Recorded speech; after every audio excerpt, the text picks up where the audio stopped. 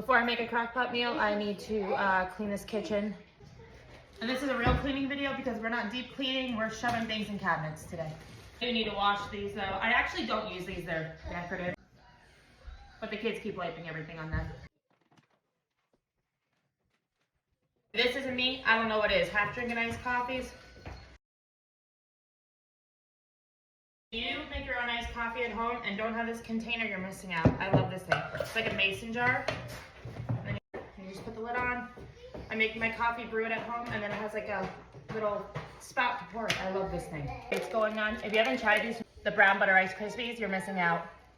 These are going in Mommy's cabinet. I have a secret cabinet with my snacks that I don't want the kids eating. I know it's bad, but because if not, they eat them all. Oh good. Still eating my Rice Krispie while cleaning. I got these containers from Target, and I think they're so cute to do our cookies in this year to give to people. And they were not expensive. And then they kind of get a gift too because they can use them and they're cute. La la la, I know it's annoying. La la, la la la la. If not, our video is gonna get taken down. La la la la la la, la la la la la la, la la.